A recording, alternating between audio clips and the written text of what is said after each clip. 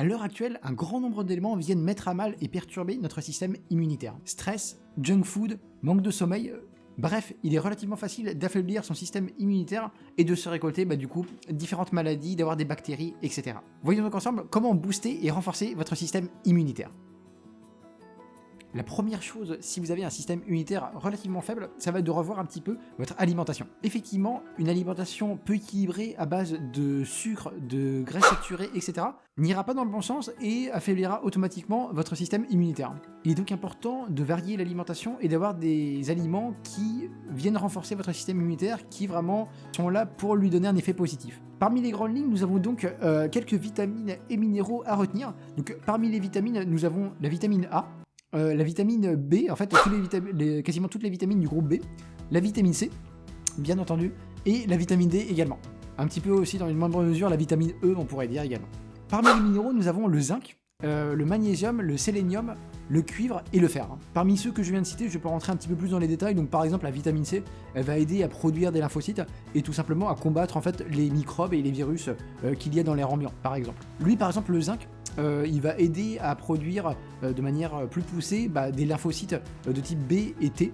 Donc voilà, il est directement impliqué dans le renforcement du système immunitaire. À titre d'exemple, le magnésium, lui, il va aider tout simplement à ce qu'il y ait une meilleure liaison entre les cellules immunitaires, donc automatiquement à une meilleure réponse du système immunitaire. Donc voilà, à titre d'exemple, mais de toute manière, voilà, à retenir la A, celles du groupe B, la C, la D, la E.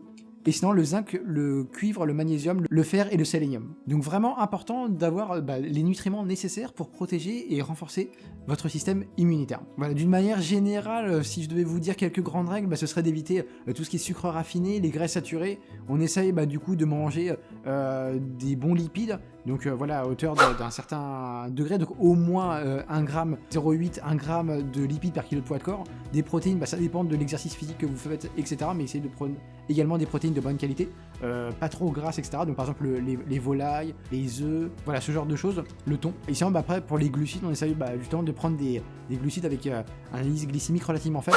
Donc voilà, pour pas qu'il y ait des pics de glycémie, etc. Donc ça en général, voilà, c'est quand même important. Les glucides, faut surtout pas les supprimer parce que les glucides c'est vraiment votre carburant.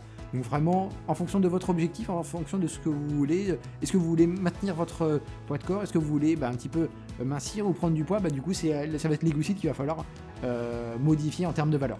Mais dans tous les cas, voilà, c'est bien d'avoir des bons nutriments pour la santé. Également, ne surtout pas négliger les oméga 3. Eux, ils vont avoir une influence directe sur énormément de choses. Sur le système immunitaire, un petit peu, mais d'une manière générale, c'est vraiment sur l'humeur, sur la santé du cœur, sur l'inflammation. Donc dans ces cas-là, si vous n'aimez pas forcément prendre des poissons gras, harangue, sardines, maquereaux, saumon, etc., du coup, vous avez également plein de compléments alimentaires qui existent concernant les oméga 3. Donc voilà, vous prenez 1 ou 2 capsules par jour et en général, du coup, c'est réglé. Voilà, donc en tout cas pour la partie alimentation. Le sommeil est ultra important quand il s'agit de système immunitaire. Quelqu'un qui ne dormirait pas assez de manière régulière, en dehors du fait qu'il soit très souvent irritable, de mauvaise humeur, etc., en dehors de tout ce côté-là, il serait plus apte à avoir différentes maladies. Effectivement, le manque de sommeil induit directement un abaissement des défenses immunitaires et automatiquement vous chopez plus de bactéries, plus de virus, plus de maladies. On estime que d'une manière générale, 80% de la population aurait besoin plus ou moins de 8 heures de sommeil. Donc vraiment 8 heures de sommeil c'est une moyenne, mais voilà, grosso modo ce serait plus ça qui sera respecté. Après bien évidemment il y a vraiment des gens qui ont besoin de moins, de plus, mais voilà, grosso modo on a cette fourchette là. Également pensez à respecter les cycles de sommeil, donc par exemple 4 cycles de sommeil, vu qu'en fait un cycle de sommeil c'est 90 minutes soit 1h30, ce serait 6 heures, 5 cycles ce serait 7h30, et 6 cycles ce serait 9 heures de sommeil.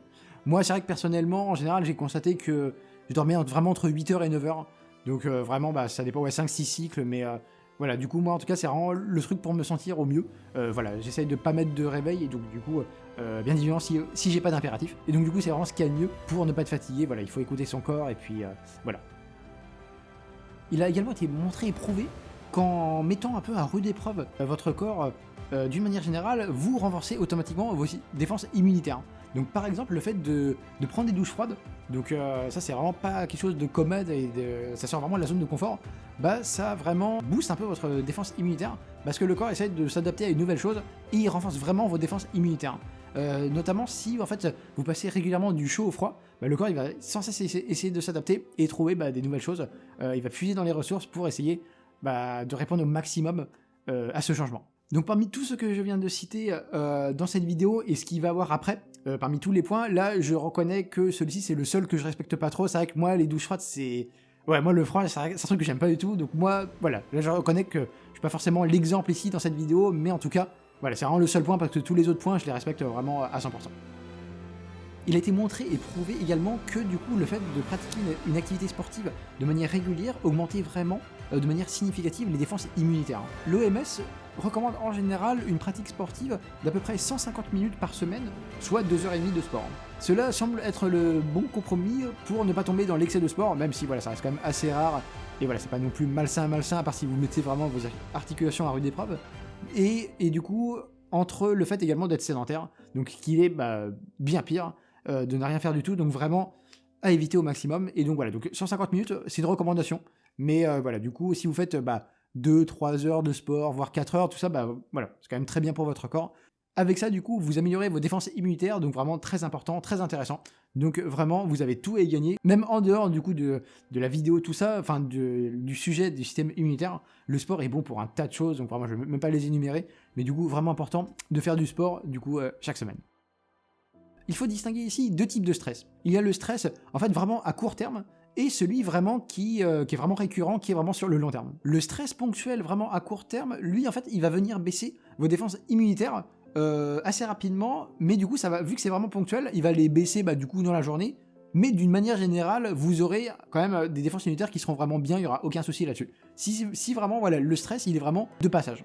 Par contre, si le stress, il est vraiment sur le long terme, et que tous les jours vous êtes stressé, automatiquement, vous allez affaiblir considérablement votre système immunitaire. Au niveau de les défenses immunitaires, elles répondront beaucoup moins. Et là, vous serez beaucoup plus apte en fait à choper des maladies, à avoir des virus, etc.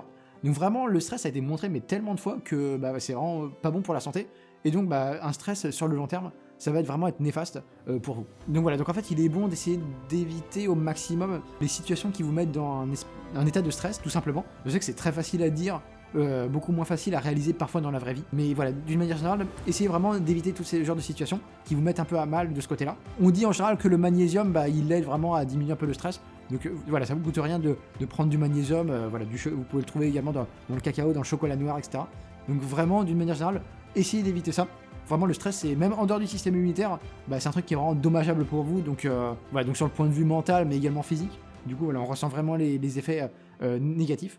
Donc du coup, vraiment, essayez de faire en sorte que ça ne se passe pas. Voilà, en tout cas, j'espère vraiment que cette vidéo vous aura plu. Si c'est le cas, n'hésitez pas à donner un petit like, ça fait toujours plaisir pour moi, pour la chaîne, etc. Et puis moi, je vous dis à bientôt. Salut!